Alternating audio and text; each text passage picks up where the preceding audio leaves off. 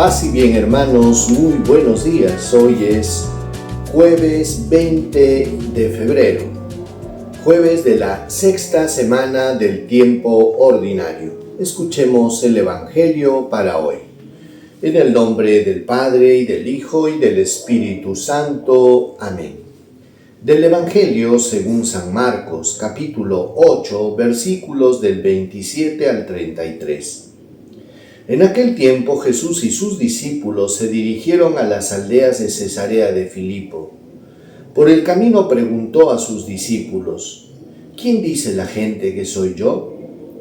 Ellos le contestaron: unos, Juan el Bautista, otros Elías y otros uno de los profetas.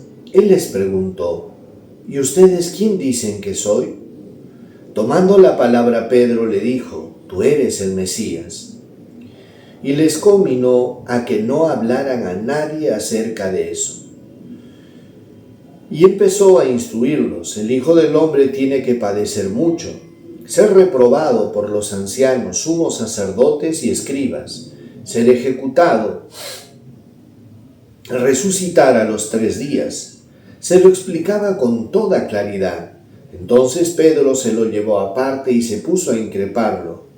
Pero él se volvió y mirando a los discípulos, increpó a Pedro: Ponte detrás de mí, Satanás, tú piensas como los hombres, no como Dios. Palabra del Señor. Gloria a ti, Señor Jesús. Hermanos, Jesús estaba caminando con sus discípulos. Parecía que era un momento un poquito más íntimo, porque normalmente Jesús estaba rodeado de una muchedumbre de gente que lo perseguía de aquí para allá. Pero en esta oportunidad pareciera que Jesús estaba hablando con sus discípulos de una manera un poco más íntima y les hacía algunas preguntas. La primera era: ¿quién dice la gente que soy yo? No es que a Jesús le interesaba mucho las opiniones de la gente, pero sí creo que la segunda pregunta tenía mucho más sentido. La primera decía: ¿quién dice la gente que soy yo? Y lógicamente los discípulos repitieron lo que otros decían. Unos decían: eres Elías, otros decían que eres Juan el Bautista, unos decían que eras otro de los profetas. Pero Jesús, para reformular la intención por la cual estaba preguntando a sus discípulos, les dice lo siguiente: ¿y para ustedes quién soy yo? ¿Quién soy yo? Era una pregunta mucho más personal, y es ahí que Pedro interviene y dice: tú eres el Mesías, el Hijo del Dios vivo. Y es ahí que Jesús comienza a instruirlos. Parecía que ellos habían entendido. Entonces Jesús abre su corazón y comienza a decirles que el Hijo del Hombre va a caer en manos de los judíos, que va a padecer, que va a ser ejecutado y resucitará a los 3 días. Jesús estaba hablando con mucha claridad y les estaba anunciando lo que le iba a acontecer. Sin embargo, parece que este discurso de Jesús no fue bien aceptado, especialmente por Simón Pedro. Y es que lógicamente, hermanos, cuando uno está en la gloria, cuando uno está bien, y que te vengan a contar una cosa como esta, era como que les rompía los esquemas. ¿Y por qué digo esto? Porque los discípulos gozaban un poco de la fama de Jesús, por ser discípulos de Jesús.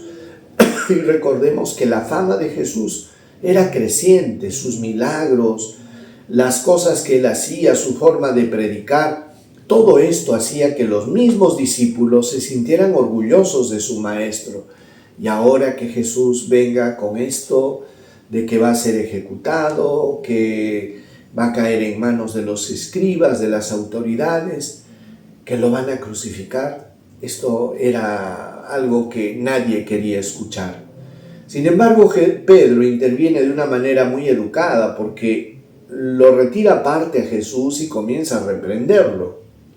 Me imagino que en la reprensión de Pedro estaba eso: querer bajar de la cruz a Jesús. No te puede pasar esto. ¿Por qué? Si estamos tan bien, ¿cómo es posible? Y es ahí donde Jesús, ya no de la misma manera que Pedro, sino mirando a los discípulos, delante de los discípulos, reprende duramente a Pedro y le dice: apártate de mi vista, Satanás, porque piensas como los hombres y no como Dios. Y es que a veces, hermanos, nos dejamos llevar por los criterios humanos, y cuando nos dejamos llevar por los criterios humanos, la cruz de Jesús es escandalosa. A veces en nuestra propia vida, las cruces que nos tocan llevar pueden ser escandalosas. Pero hermanos, eso nos debe llevar a reflexionar. ¿En qué cosa? Que debemos despertar dentro de nosotros el sentido de la fe. No se puede entender la cruz sin la fe, sin el sentido de la fe. Aprender a mirar y a pensar ya no como los hombres, sino según el criterio de Dios. Y es que lógicamente, humanamente, no tenía sentido que Jesús, el Mesías, sea crucificado. Sin embargo, en el plan de Dios era necesario que Él pueda sacrificarse y entregarse por la salvación del mundo entero. Pidámosle al Señor, hermanos, que nos dé la sabiduría de la cruz, que podamos entender el misterio de la cruz en nuestra vida. Vamos a recibir la bendición. El Señor esté con ustedes y con tu espíritu. Dios Todopoderoso los bendiga, los proteja, los guarde, les muestre su rostro, les conceda salud, paz, protección, bendición. Dios los colme de bendiciones en el nombre del Padre, y del Hijo, y del Espíritu Santo. Paz y bien, hermanos, que tengan un lindo día.